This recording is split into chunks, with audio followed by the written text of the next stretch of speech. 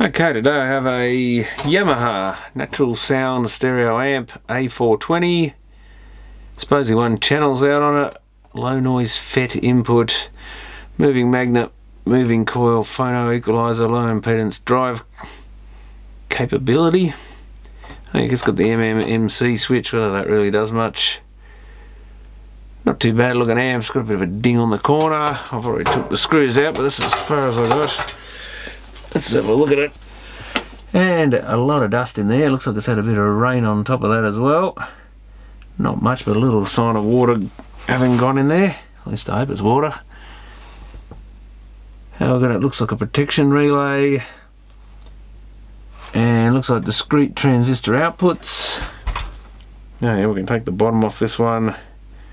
And we got 2 feet missing, and someone's put a stack of little felt stick-on felt pad things there. So that's a bit odd, but each to their own, I guess. One way of fixing it. Let's fire it up. Power light. Is that relay? Oh, it is a protection relay. Yeah, it just clicked in. So I haven't got it blown out, but if the speaker relay is operating, but we'll just have a look at for DC anyway. Good habit to get into. Never trust anything. The speaker's right and left. Do have the speaker switched on, I guess there's always another thing. Of course that set isn't even turned on, so that won't help. Make sure both pairs are turned on. Nothing, shouldn't be anything, but for all I know, someone's bypassed the protection relay or anything. You never trust anything in this world. Okay, so I wonder what's failed in this one. Power off. Let's get some speakers on it. And CD player into it. Might as well use the CD input, I guess.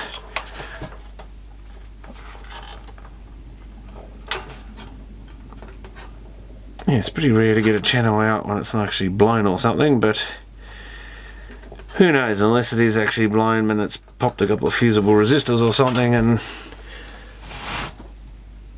isn't putting out any DC or anything because it's cooked everything. It doesn't look like it in this one. Balance. Get the CD going. CD input. Ooh, nice big LEDs on the front here for the input selection. Oh, we've got tape monitor on, that won't help. Sounds like both channels to me.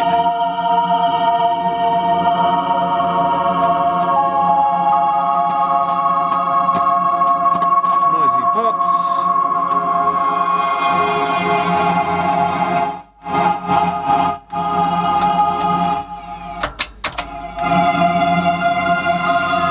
Crazy. I can never find a faulty amp these days, even when they say they're faulty. Be nice to do a bit of fault finding on occasionally. What the hell does that say? Oh, it does say tuner. Let's try the tuner input. Could be one input's faulty.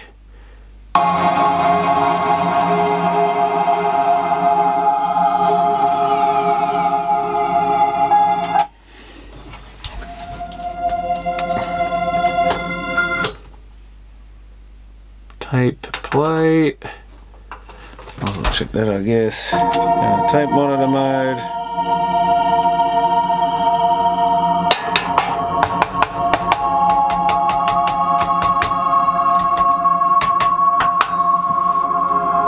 Well, whoever tested it didn't do a very good job of testing it. Video input. Yeah, tape monitor's still on. Ah, well, there is actually a faulty input. No way.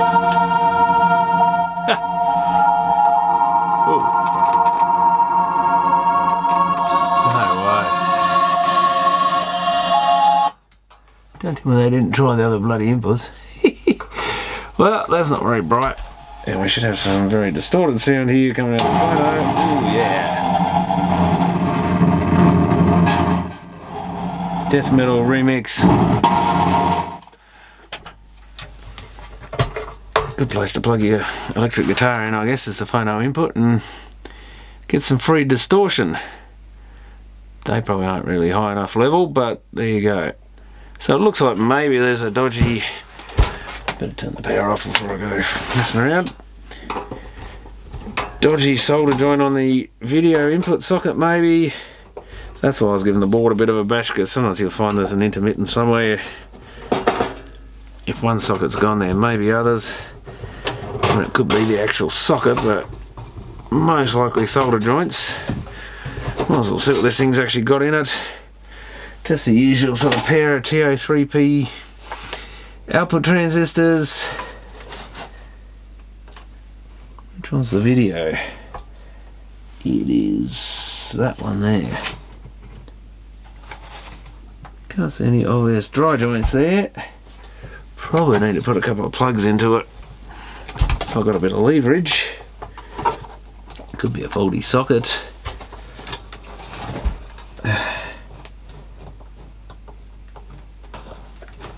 Can't see it moving.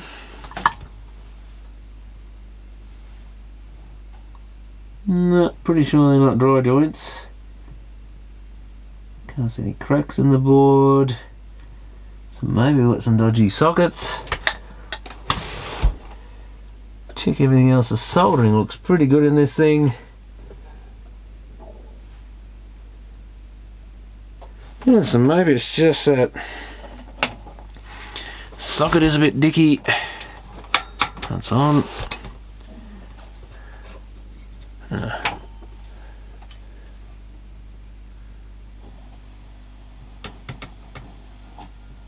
What are we on? Probably the wrong input. Should I go back to phono? Oh yeah, the switches are there. Yeah, it's definitely diggy. Both of them are diggy, I think.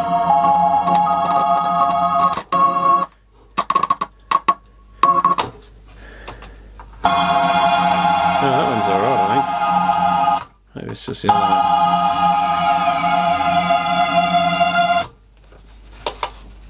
Just double check it's not our lead. No. This is just the top socket.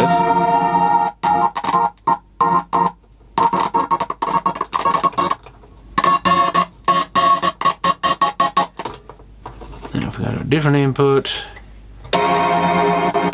Ooh. Ah. I didn't do that before.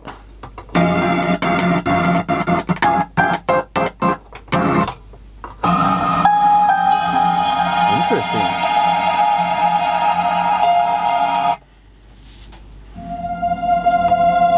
And the other input, that's just that one, I think.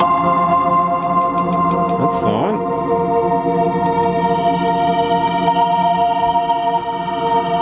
Interesting. That one's really bad. Tape the motor. No problem. So maybe they did try a couple of inputs. Kind of tried them real well though. So that is the CD and video auxiliary. So maybe someone's been a bit harsh on these and damaged the sockets or something. Let's try, see if we can see anything physical. It's only the top ones. I can see a bit of metal moving on the top there. Oh yeah, something's a bit looser. So there's a bit little metal tab sticking out the top here, and that definitely moves on that one. The other one, fine. Moves slightly, but nothing to worry about. I wonder if that's actually loose, that outer earth connection or something. Looking at that, I'd say it is. Don't think I've ever had to fix a input socket on one of these before, but if you get the right person being rough on one, I guess people can break anything. Or maybe they aren't the best design ever. Maybe these are flimsy or something, and they've almost looks a bit corroded in here too, which doesn't help. So is that part of the, yeah, the outer sheath bit's definitely loose in the plastic. So is that the tip here? That would be the two earths, I guess. And that'll be the two channels, where the two tips go in, maybe. Guess that's what multimeters are made for. I'll just make an idea what we're actually dealing with here. So the centre pin, I assume, goes to that one. Well, it has to actually, because the other two are joined together, aren't they? So it has to be, only the earths can be joined together. Can't even connect to it. Am I in the right one? That's weird. What? Really? Yeah, make an easier connection than that, but anyway, that's... And that should be the outers.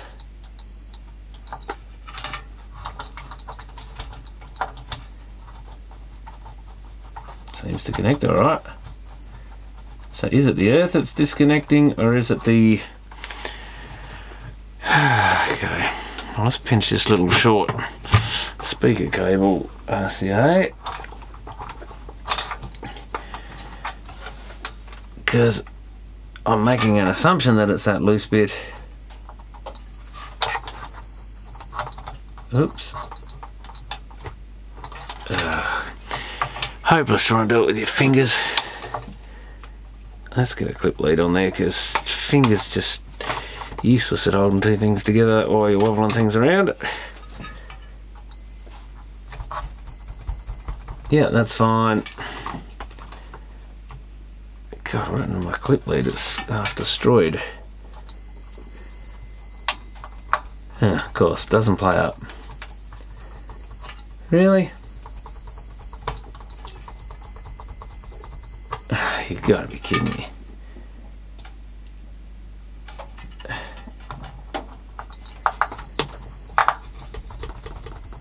Not a problem in the world, of course. The video was the first one I noticed was cactus. You wouldn't read about it. Now, am I shorting onto that when I shouldn't be? Well, it shouldn't matter if it touches the middle, because, unless... who knows, they're probably joined together anyway, or something. Is there a resistance low enough across these to set the beeper off, is the next question. No. Wouldn't have thought so in an audio amp, but... Oh, really? So is it a dry joint then, or something?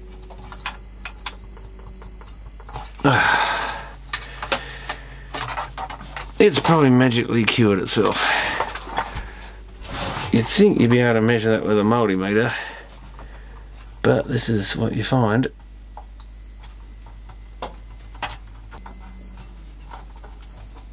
That was so... Unless it's like corrosion on the outside or something, but even then, why am I not measuring it? Okay, bogan.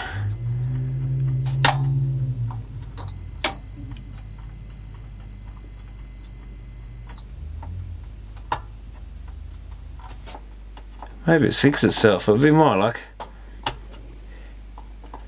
That as soon as I start fiddling with it, it starts working.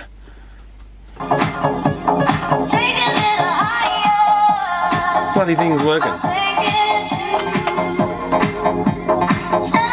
Yeah, I fixed it just by wobbling it a bit. That one, not so much. Oh, wait, we're on the wrong input.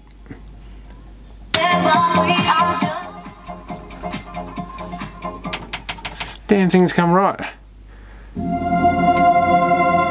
Huh. Son of a...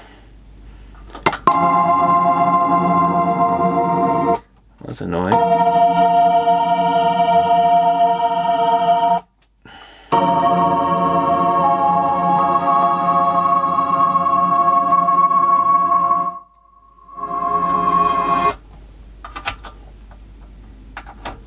That's amazing.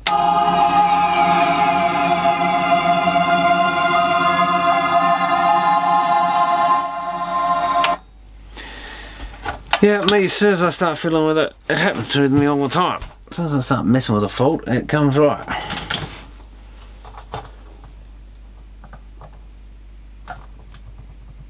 Well, that doesn't seem to make any difference to how wobbly it is.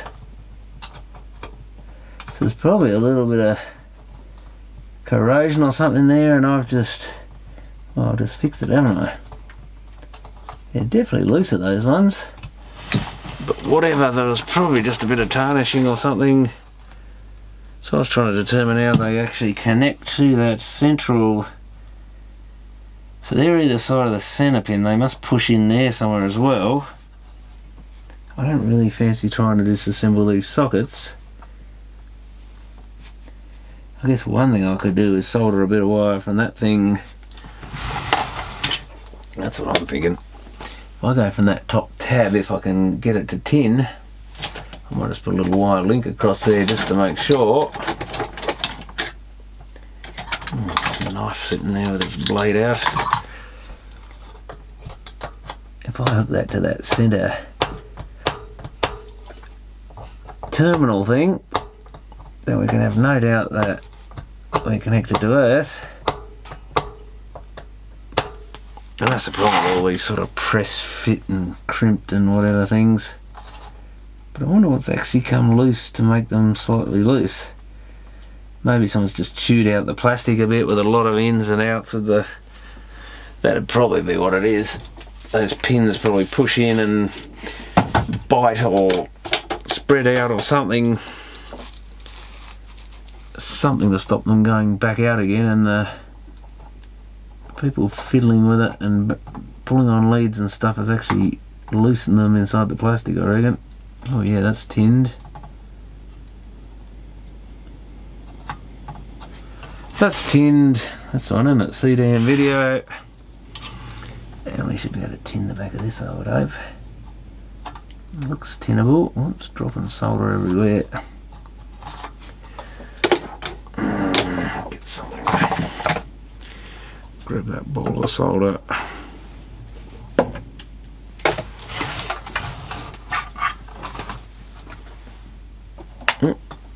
Still got power on, but not do that because there's a live pair of terminals there.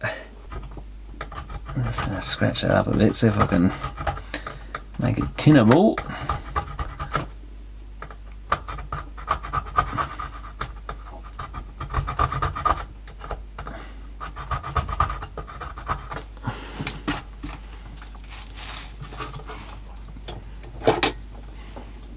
See if we can get some solder to take to that without getting it too hot, and it's better now. It's just, so there probably is a bit of a corrosive coating or something on these, possibly some sort of oxide-y stuff anyway. Rather than corrosive, I guess just an oxide. Though often the case with these, you need to give them a little bit of scratching. And I guess I shouldn't really use a solid wire, but a flexi, something flexible, but I'll make it a bit longer so I can flex a bit.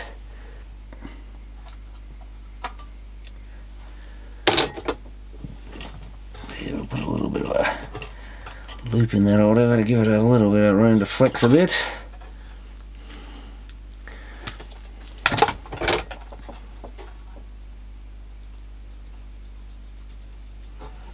That's probably about all I can do, really. Pretty sure it must have been that earth doing it. But that's why it's nice to always double check with the multimeter and see if you can actually prove where the fault is and not just make assumptions, because when you go making assumptions you tend to turn out wrong. And then you get the job back with the same problem if you're not careful, so never trust anything with electronics repairs, because making assumptions always gets you. You really got to do the proper scientific method and track down what is actually at fault if you can. Corner the fault, get it by the scruff of its neck so you know exactly what it is, and then fix that bit, because they love to deceive you, these things. Yeah, I might just quickly solder those jacks anyway. Which ones is it? Those two there, just to make sure. They seem to be fine, but you never know. Oh, that's right. That is actually acting like a dry joint, that one. It just opened up. Couldn't see it move, so that's why I just go over. It may have just been a dry joint, but see if the other one does the same. Now that I've wobbled them so much. Yeah, it's fracturing a little bit. Not sure if it was dry, but certainly on its way. They've had some use. And on the sides it matters, so maybe they were getting dry. You can usually see them wobble, but if that's the case, I'm doing the whole lot of them. Because if one socket's had a bit of use, possibly some of the others, or the back panel's been wobbled around. Yeah, even these ones don't look 100% and they were working fine, so whether that was a dry joint, don't think it actually was, but I have to say that soldering was not the greatest, so definitely worth going over. Rest of the unit looks pretty good, but then can you trust it after seeing that? I guess the other thing to do, it's always good for routine maintenance, is the speaker terminals.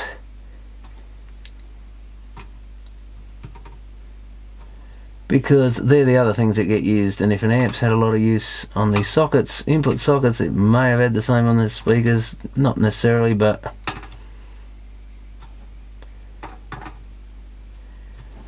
might as well assume it did have. And I guess the volume control on that, a couple of those pins don't look 100%. Yeah, that solder's not taking the best to it.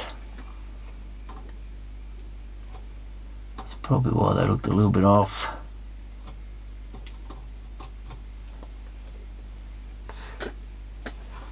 Oh, things like the end pins are worth doing, because that's the ones that seem to fracture first. And that seems alright. But that's the problem with intermittent faults. If you can't corner it and be 100% certain what it is, you can't be sure you fixed it. And that was something I quickly learned, is don't assume anything. If you can possibly track it right down, do it, because you'll get no recalls pretty much then. But if you make an assumption, and some jobs you just have to tell the customer, look, I just don't know what it is, it just won't do it for me enough. Bring it back when it gets worse, and often it can be months before it plays up enough, but once you catch it in the act, you've got it then.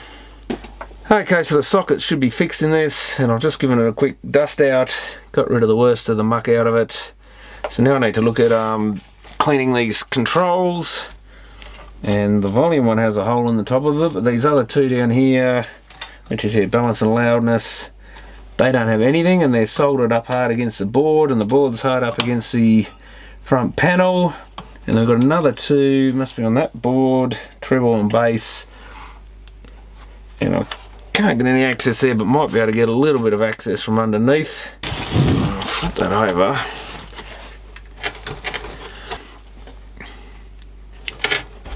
And I can get to one of them.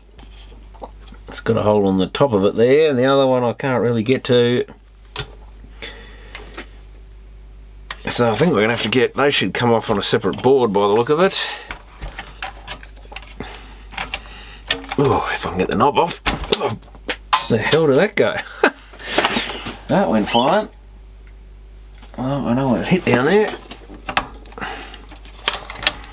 And these are on like the little sub chassis thing. Yeah, it looks like they can come off. They can probably actually be unbolted and pulled out, but how do I get to the others? There's no room at all.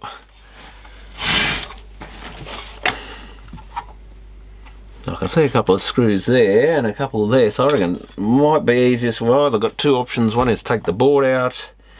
Even unsoldering these, you can't get the pots out, so I've either got to take the board out backwards. That's going to have to take the heatsink and everything with it, and you have to take the back cover off, or maybe with this one we can get the front off. It probably won't hurt to clean out behind the front panel a bit anyway, and clean the pot shafts and stuff. Get rid of the dust. So I'll have a look what's actually going on in there, but hopefully that'll do the job. Oh. Okay, the volume control's fallen a bit, or volume knob, not the control thankfully. It's got some greasy oily stuff, is it, or is it just, don't know, but anyway, that's That's just an aluminium cover. Yeah, it had one little blob of glue in there by the look of it. Or maybe that's what that shiny stuff is, maybe. There must have been a bit of glue. So it just needs gluing back in. Making sure you get the little pointer. Does it have a little pointer? Yeah, that thing there I think is the pointer. It's got a few scratches on it. That all almost could do with a coat of spray paint. But yeah, make sure you get the pointer pointing to 0. It did have a little slot there on the plastic bit, which may well be it, but I better put it back on the pot to make sure. Line it up with the front panel and double check. Yeah, it just pops off like a lot of them do, which gives us, I should, oh yeah, nothing yet. But I'm hoping when this comes off I can get access underneath those, get this power cord out of the way, access under those 2 pots that are on the main board. Hopefully I can squirt some contact cleaner up under there. There's another screw there, so it should only be about 5 screws, but then it's how long are all the wires. We've got these LED boards, input selection boards, power switch and stuff, I guess. So I have to undo it off the, actually I might find a socket for that. A deep socket might actually fit that.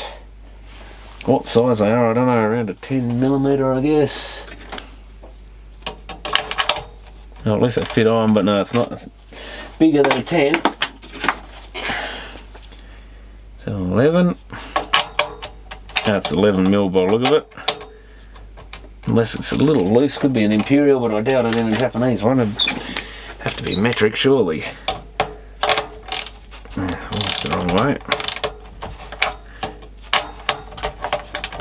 And yeah, the volume control's separate, so that's alright, it's not attached to anything. Actually, I guess I should undo that other little board, because we're going to have to maybe get that loose.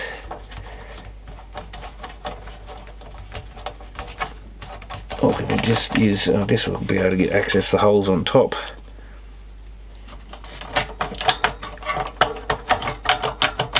Sort of coming loose. Yeah, the wires are pulling a bit. So is it that wire to that board holding it? I think that's the worst contender. I might undo those other pots in. Or worse offender, I should say.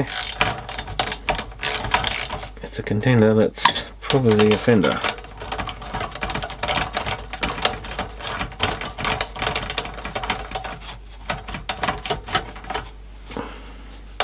I've actually got different nuts on each one. They're same outer size, but different hole sizes in them, it seems. Yeah, that makes it a bit easier. Now we're talking. And we don't have any plugs, we just have wiring harnesses soldered in. Oh yeah, now I can get access under those two, which is a good thing, and I can see holes in the tops of both of these. I might even be able to, that's preferable if you can get up the holes underneath where the pins come out. Probably should even put a knob on these and give them a good go over.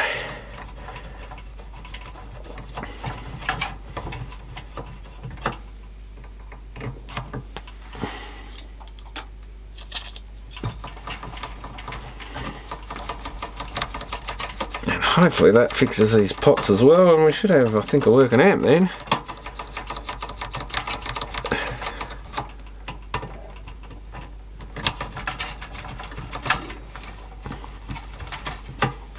Now, there's a cap in the way there. I should be able to get into those, because those holes on the top, I mean, these are kind of offset. I don't know, it's not going to get to both halves, I don't think, so better to, oops, get in there from underneath if possible.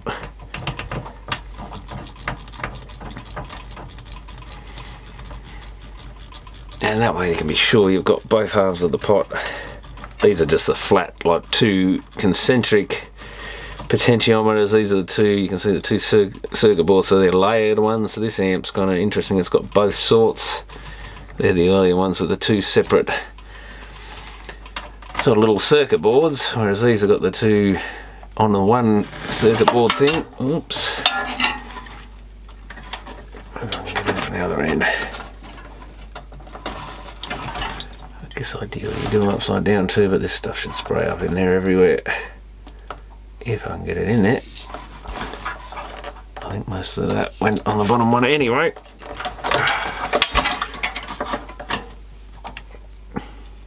Is that the right one? I think that's the right one.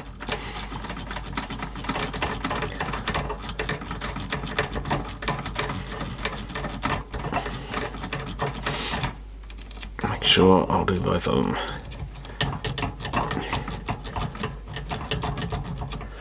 Oh, that should do it. Oh, I guess we've got the volume as well. I guess while the volume's hanging upside down,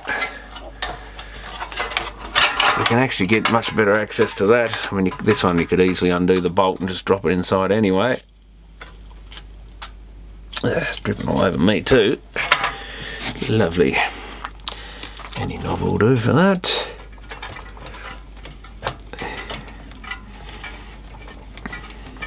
Get them all while we can get access to them. And I guess check the solder joints and stuff, they all look pretty right on these boards. Bit of dust and stuff once taken off the back panel while I'm in here.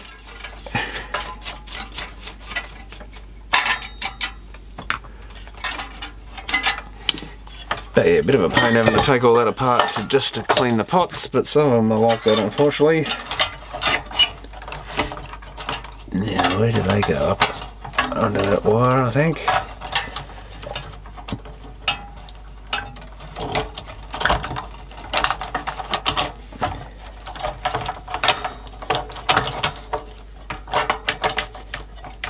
That's basically it, I think.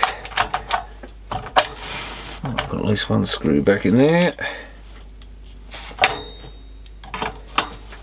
Before I even do up any pots or anything. Probably should make sure the panel's pretty right where it's going before we do up the pots.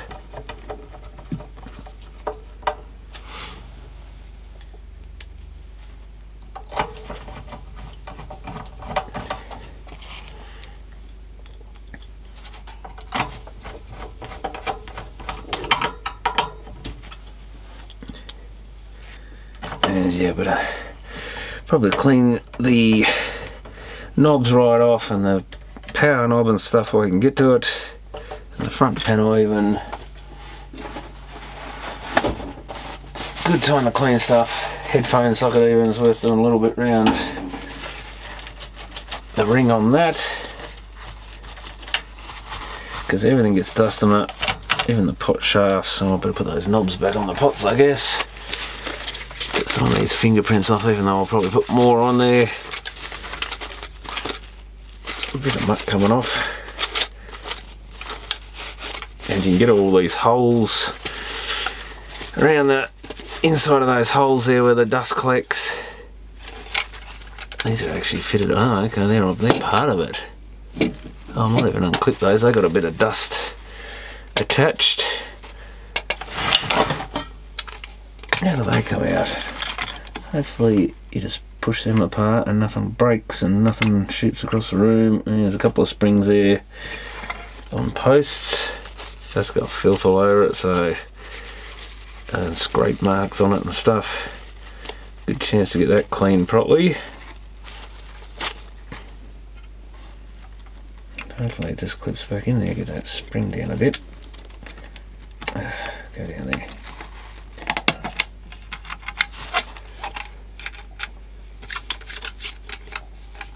Yeah, so the difference, it's got a few scrape marks, but it's still better than that other one, which you'd maybe you can get a cotton bud in there and get most of it, but you never get all of it, it seems. They always look a ton better if you get right in and at least clean it back behind the front panel, or any part of it sticks out, preferably completely off like that one. And yeah, before I even get carried away with that, let's get these, well, the knobs can go on later anyway. Let's get these pot nuts back on.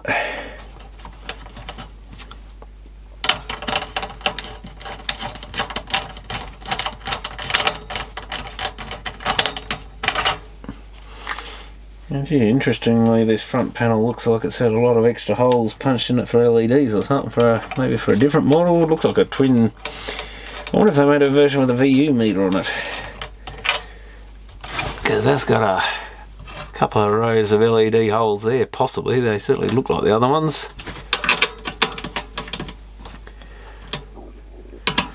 So, who knows? You can actually see the board there. Oh yeah, and there's actually, oh well, that's interesting. The circuit board's in place. Huh. That's outright weird. They've used it because it's got two LEDs on it, but it's actually got, yeah, holes for LEDs plus a chip. Yeah, a bit of a rip-off. I'll have to look up see if I can find a manual for one of these things and see if it was made for an LED level meter. Not that you can really do much other than if you drill a bunch of holes in this front here. But would have been kind of nice with a couple of VU meters built into it. Always cut a square hole in the front panel, I guess, and stick a bit of perspex in there or something. Yeah, it's quite a waste of circuit board, really, having all that circuit board just for two LEDs.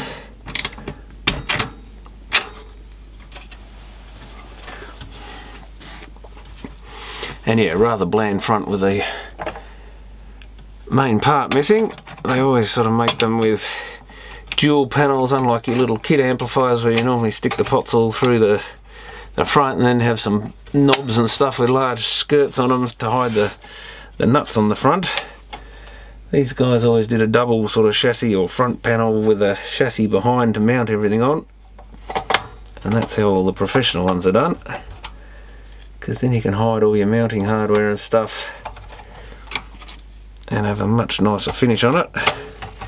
That's actually lost a bit of paint along there as well, which isn't the best, so it's had a bit of a rough life, and the corner there's bent and some of it folded over the top here, so that's going to probably need filing off. But yeah, just quite a nice little sort of, what pretty much was a generic amp in the end. They're all pretty much designed like this. In the end, they got a model with discrete output transistors like this and same basic switching and stuff. A lot of them have those same A1106 or 2SA1106 and 2SC2581 output transistors. I think that's it for our screws there. That was a pretty common thing. And where do I put my, I've still got cleaner all over me. Clean some of these knobs off and put them back in place.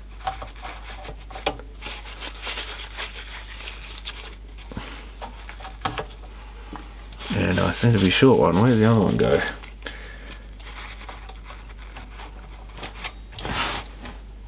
Uh-oh. Oh, it's on the floor somewhere, isn't it? The one that went flying. Yeah, they're not 100%, but oh well. And we'll put this other knob. I better give that a squirt of. Oh, and I did the volume control, didn't I? Thinking I was going to do it after everything else, but I did it.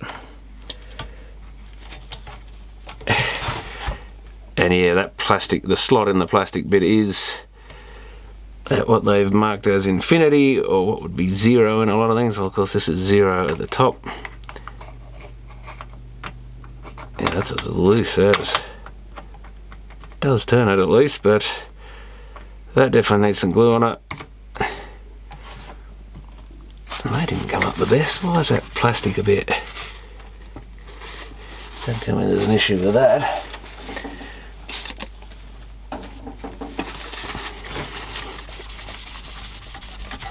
I think there might be an issue with that. What is going on there? It's surface of that. It's kind of shiny, but it still doesn't look right.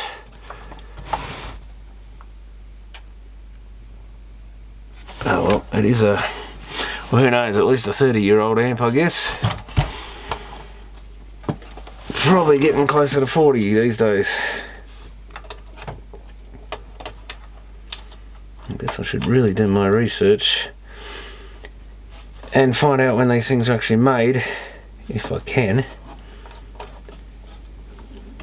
Nothing to usually tell you on them in Australia. At least the Americans, they usually made them put the date of manufacture on things.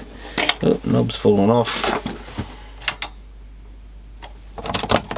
And get that going again. Oh, it was going again.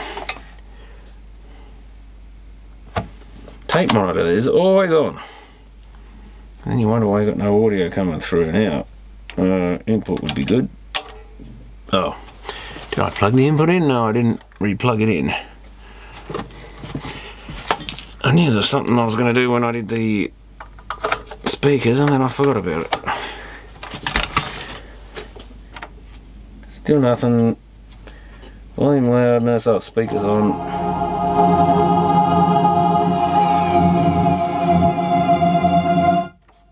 Bass,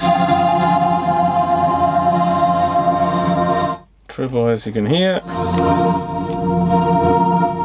Still a little scratchiness in the loudness, I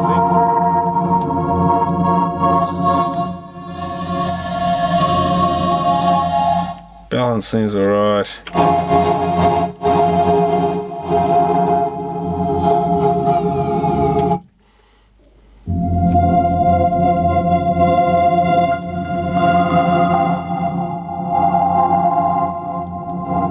Another loudness control that acts a bit more like just a volume control. I'm not sure what it's doing. Normally loudness would boost up the bass and stuff, but maybe the treble as well. But that loudness sounds like there's the slightest bit of scratchiness in it still. I guess what we could do, what happens if we turn off the input?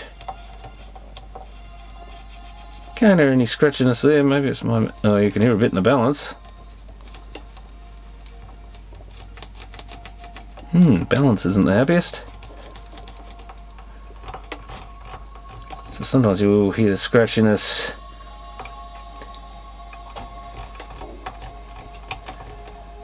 Just on a quiet input or no input.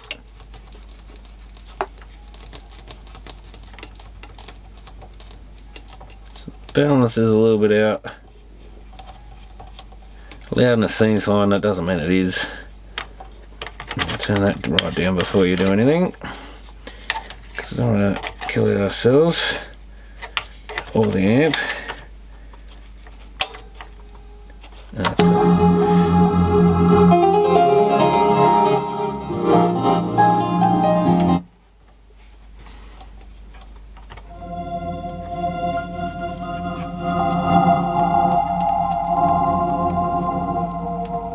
Just hear that, but I can't really clean those pots any better than that, so that's gonna probably have to do. Sometimes giving them a bit of use might make them come good. If there's a bit of stubborn oxide or whatever it is on there. But that, and I better double check the audio again now. I'll give it a chance to play up again now that I think I've fixed this thing. Channel's fine. And it was video input, wasn't it? Fine.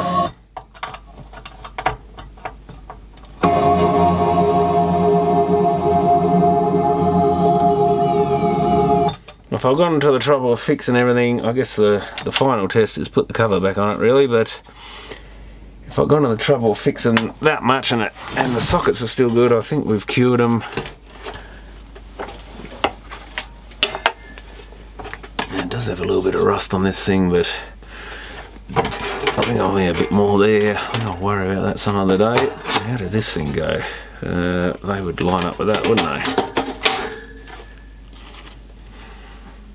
But yeah, it sounds like it's quite a nice amp. I did find some of the earlier Yamahas, the silver ones, seem to sound a little flat or something to me. I don't know, it's always something about the Yamaha natural sound amps.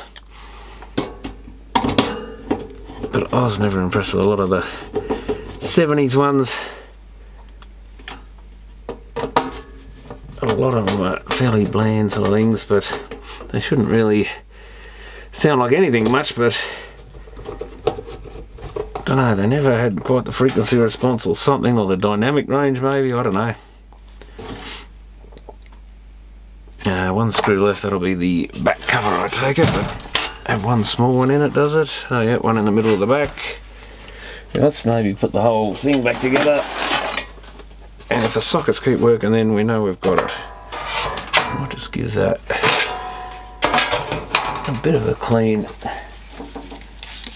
before I show it into the front panel. Seems rather water repellent, this thing. Did look a bit greasy on the front, so it's almost like it's got something, some sort of coating or something on it, possibly. Who knows? Maybe it's just the way the plastic is or something. Definitely muck coming off it though.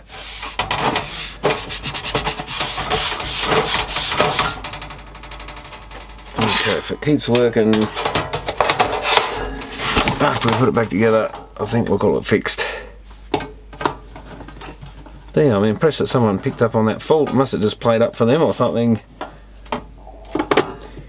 Given it was only 2 intermittent sockets on it, and they sold it as not having one channel out.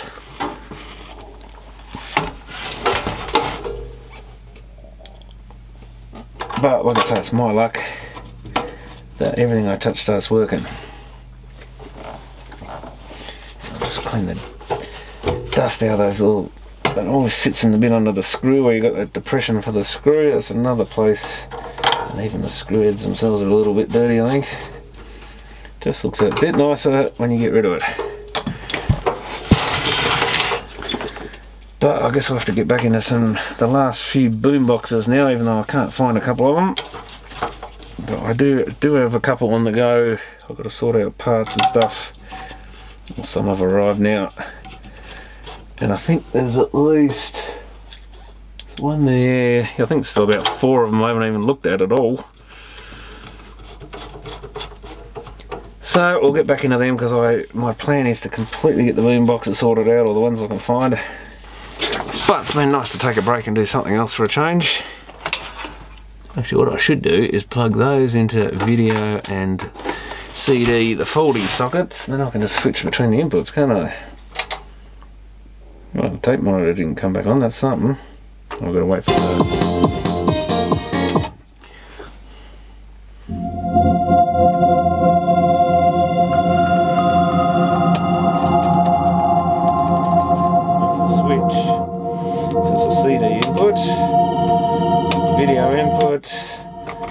CD, video, not a sign of it. I just noticed that switch was a little clicky when I pressed on it. Only when you turn the volume up.